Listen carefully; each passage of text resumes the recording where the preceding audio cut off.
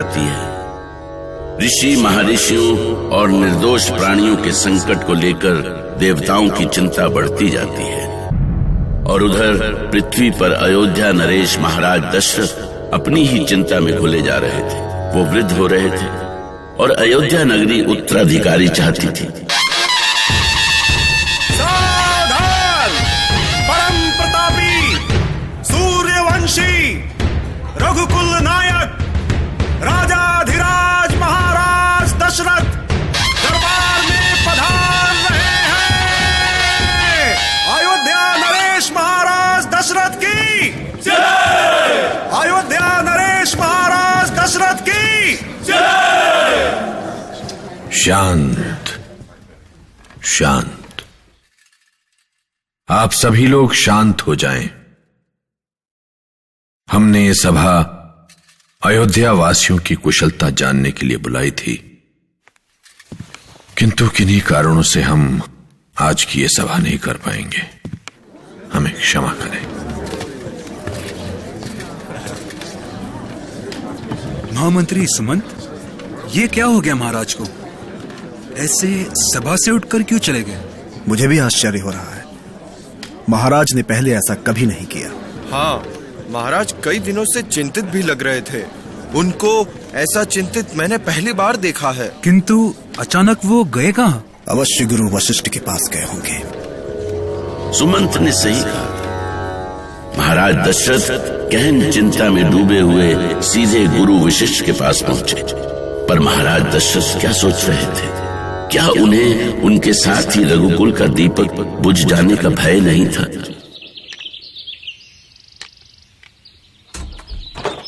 गुरुदेव वशिष्ठ को दशरथ का प्रणाम स्वीकार हो। क्या बात है महाराज, आप बहुत चिंतित लग रहे हैं। अब आपसे क्या छिपा है गुरुदेव, आप तो सब कुछ जानते हैं। जानता हूं महाराज, आपकी चिंता अयोध्या के उत्तराधिकार की चिंता है, अयोध्या के भविष्य की चिंता है, अयोध्या वासियों की चिंता है। किंतु गुरुदेव महाराज, मैं ग्रह नक्षत्रों की गति देख रहा हूँ और काल के गर्भ में छिपा हुआ अयोध्या का भविष्य भी देख रहा हूँ। गुरु वशिष्ठ की पुत्र प्राप्ति की भविष्यवाणी सुनकर महाराज दशरथ बहुत प्रसन्न हुए। ऐसा लगा कि जैसे डूबते को तिनके का सहारा मिल गया। और फिर अयोध्यापति महाराज दशरथ ने गुरु वशिष्ठ से पुत्र प्राप्ति की इस भविष्यवाणी को साकार करने का उपाय पूछा। किंतु ये संभव कैसे हुआ गुरुदेव? महाराज, दंडकारण्य की सीमा में स्थित उत्तर कानन में एक महान ऋषि निवास करते हैं। उनका नाम है ऋषि श्रृंग। वे बालपन से ही साधना में लगे हुए हैं। अब उनकी साधना पूर्ण हो चुकी है। उन्होंने यज्ञ की ऐसी विधियों की खोज की है जो असंभव को भी संभव कर सकती हैं। पर क्या वे हमारे लिए पुत्रेष्ठ यज्ञ करेंगे? आपके लिए ही नहीं महाराज, किंतु धर्म और पूरी मानवता के लिए अवश्य ही ये यज्ञ करेंगे। ईश्वर करे आपकी वाणी सच हो गुरुदेव, अयोध्या को उसका उत्तराधिकारी मिल सके। अवश्य महाराज, पर ये वाणी तो तभी सही सिद्ध होगी जब आप महर्षि श्रृंग से मिलने के लिए प्रस्थान करेंगे।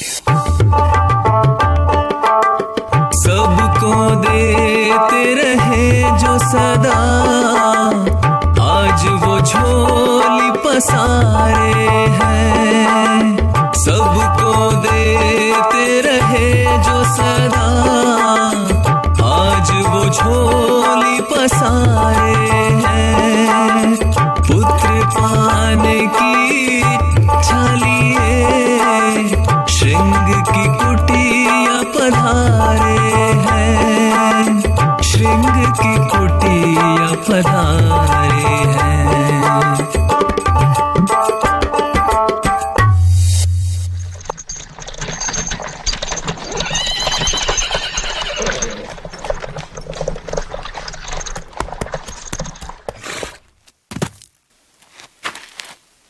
महाराज, जैसा गुरु वशिष्ठ ने बताया था, उससे लगता है महर्षि श्रृंग का आश्रम यही है। हाँ सुमंत, हमें आश्रम में चलकर देखना चाहिए।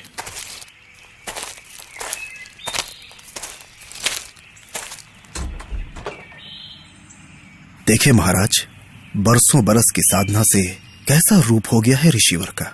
शरीर पर चींटियों ने घर बना लिया है। सर के बाल तो जकड़कर सींग जैसे हो गए हैं।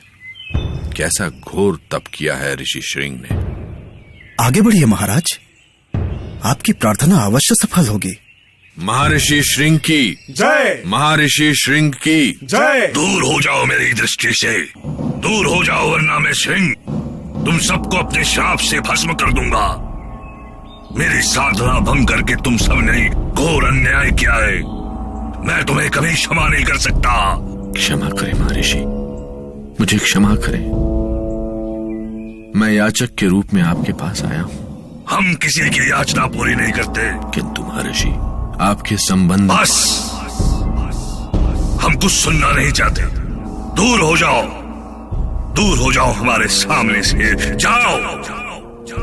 ऐसा न कहे महर्षि, मैं यहाँ बड़ी आशा और विश्वास से आया हूँ। तुम्हें देने के लिए कुछ भी नहीं है हमारे पास, लौट जाओ।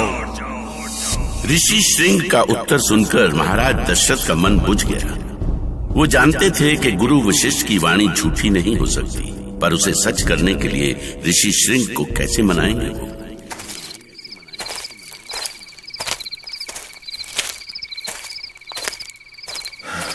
अब क्या करें महामंत्री सुमंत, कैसा दुर्भाग्य है हमारा।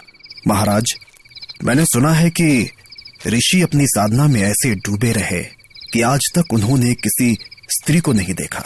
सामाजिक जीवन की दुख, पीड़ा, माया, मोह उन्हें छू भी नहीं सके। फिर वो हमारी पीड़ा कैसे समझेंगे? इसीलिए हमें उनके मन में भावनाएं जगानी होंगी, जिससे वो हमारा दुख समझ सके। पर ये कैसे होगा सुमंत, कैसे? महामंत्री सुमंत ने सुझाव तब दीनी, नृत्य गान विविध आयोजन महाराज